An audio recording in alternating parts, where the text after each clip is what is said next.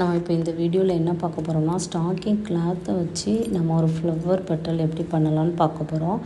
அதுக்கு நம்ம இது வந்து ஸ்ட்ரிங் ஒயர், நம்ம எந்த ஷேப்புக்கு எக்ஸ்பேண்ட் பண்ணுறோமோ அந்த ஷேப்புக்கு இது எக்ஸ்பேண்ட் ஆகும்.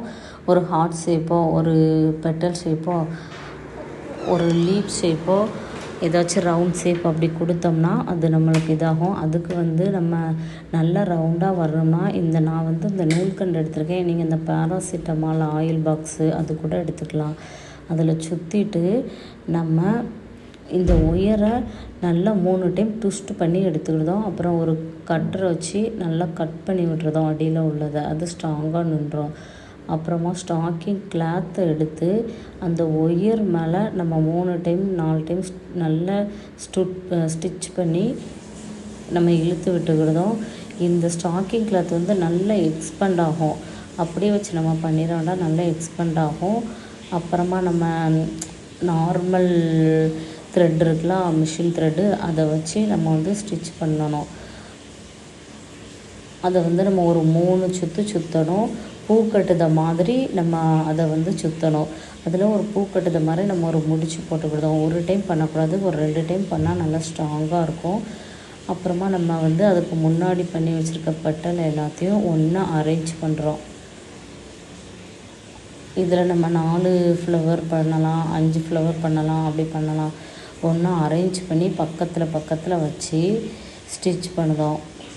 ஒரு ஸ்ட்ரிங் ஒயர் பக்கத்தில் ஒரு ஸ்டிச் கொடுத்து அதுக்கப்புறமா வெளியே இன்னொரு ஸ்டிச் கொடுக்கும். அப்புறமா இன்னொரு ஸ்ட்ரிங் ஒயர் பக்கத்தில் ஒரு ஸ்டிச் கொடுத்து அதை வெளியிலோடி ஒரு ஸ்டிச் கொடுக்கும். அப்படி பண்ணணும். நம்ம ஒரே ஒரு ஸ்டிச் மட்டும் கொடுத்தோம்னா அது அங்கங்கே நகலும். ஆனால் 2 பக்கமும் ஸ்டிச் கொடுத்தா மட்டும்தான் அது நகலாமல் ஸ்டிஃபாக அப்படியே ஒரே இடத்துல நிற்கும்.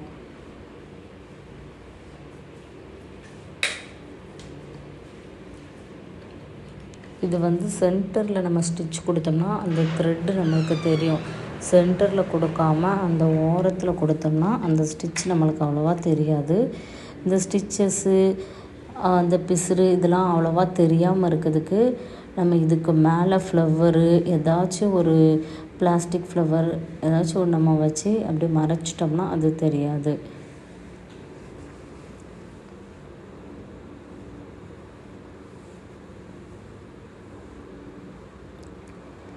லாஸ்ட்டு இன்னொரு ஸ்டாக்கிங் ஃப்ளவரை வச்சு நம்ம அரேஞ்ச் பண்ணி நல்லா ஸ்டிச் கொடுத்துக்கிட்டோம்.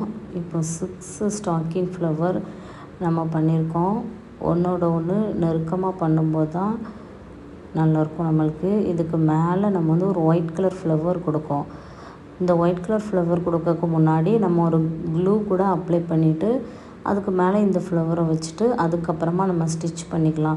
எப்போதுமே ஒரு ஃப்ளவர் ஸ்டிச் பண்ணும்போது அதுக்கு மேலே நம்ம ஒரு பேலோ ஒரு சுகர் பீடோ வச்சு ஸ்டிச் பண்ணோம்னா இன்னும் நல்ல பார்வையாக அழகாக லுக்காக இருக்கும்.